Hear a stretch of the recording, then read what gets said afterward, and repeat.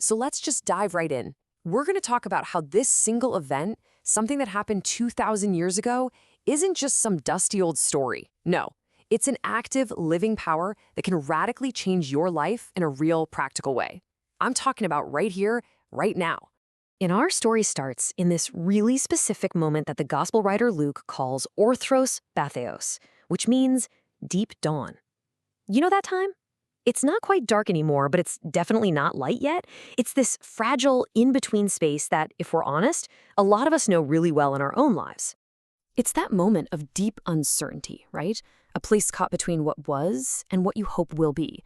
And believe it or not, it's right into that fragile space, into our own modern moments of doubt and waiting, that heaven speaks the most powerful announcement in the history of the world. Now here's what's so wild. The resurrection, it had already happened before anyone even got to the tomb. God had already moved. What we get to see is the aftermath, the fallout from this one incredible event, and three totally different human responses to it. So as we walk through these reactions, I just want you to think for a second, which one of these sounds the most like you? Where do you find your own heart in this story today?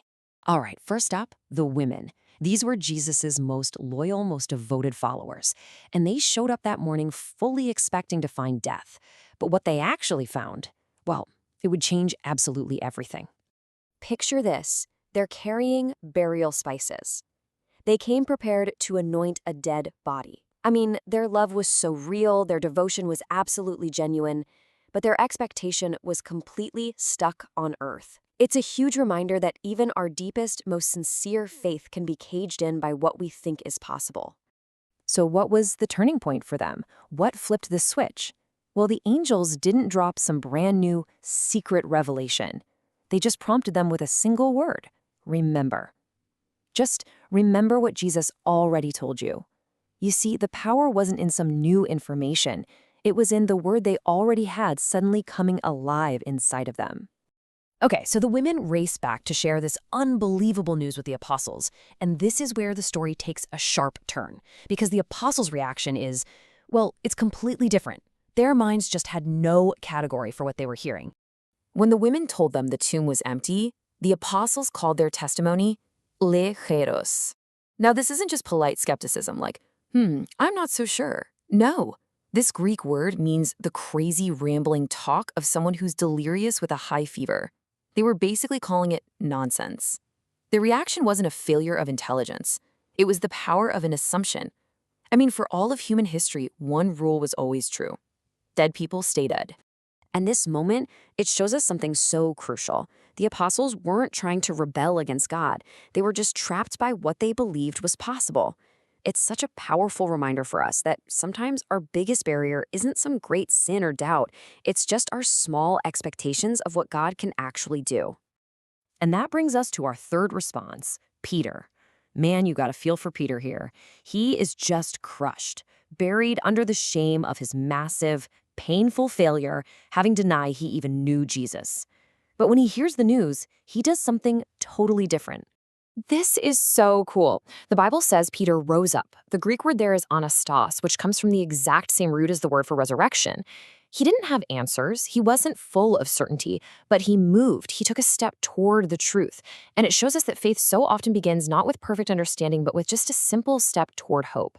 And what makes this even more personal, even more powerful, is that in another account, the angel gives the specific instruction: go tell his disciples and Peter. Can you believe that? Jesus intentionally names by name the one who failed him the most. The message is just crystal clear. The empty tomb is for everyone, especially those of us who feel broken, who feel like we've messed up too badly. So Peter gets to the tomb. He sees the evidence for himself, the grave clothes all neatly folded, and he leaves, not with perfect faith, but with wonder. He doesn't have it all figured out. Not even close, but his entire world has just been cracked wide open. And that feeling, that sense of wonder, is so often the very doorway that leads us into true worship. So there you have it, 3 completely different paths. You've got the women who move from fear to becoming witnesses, the apostles who are just blocked by their limited expectations, and then there's Peter, who moved from shame into a search that was fueled by wonder. The beautiful thing is, The resurrection is powerful enough to meet us on any one of those paths. Okay, so this is where the rubber meets the road. How does this ancient story become actual power for our lives right now? What does this empty tomb really mean for your suffering, for your uncertainty, for your story? Well, the first truth is this. In the logic of the resurrection, your worst Friday is never the final chapter. The pain of Good Friday, that was real. The failure, oh yeah, that was real too. But it was just a chapter, not the end of the book. Because Sunday came. Love conquered death. And that means hope always, always gets the final word in your story. Have you ever heard of the Japanese art form called kintsugi? It's this beautiful practice where, when a piece of pottery breaks, they don't just throw it away. No, they repair it by filling the cracks with gold lacquer, making the broken piece even more beautiful and valuable than it was before. That right there is a perfect picture of how resurrection works in our lives. God doesn't toss us aside because we're broken. He doesn't try to hide our scars and failures. Instead, he meets us right there in those wounds, and he fills those very fractures with his glory, making our story more beautiful and powerful than it ever could have been otherwise. And I really need you to hear this part. This is not just some promise for after you die. Resurrection is a power that is available to you right now.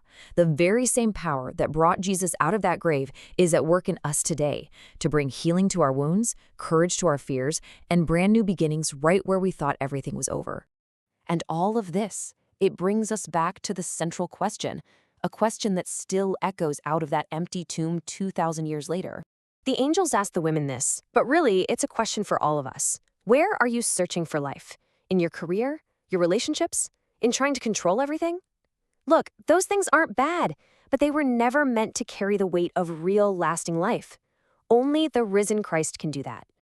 And this is the ultimate promise. It's Jesus' personal answer to our deepest fears. Fears about failure, about our lives having meaning, about death itself. He doesn't just promise he can give resurrection. He says, I am the resurrection and the life. So in the end, it all boils down to this one simple personal question that Jesus asked his friend Martha. Do you believe this? Notice the question isn't, do you understand it all perfectly? It's not, do you have zero doubts? It's simply about the direction of your heart. Do you believe that an empty tomb changes everything?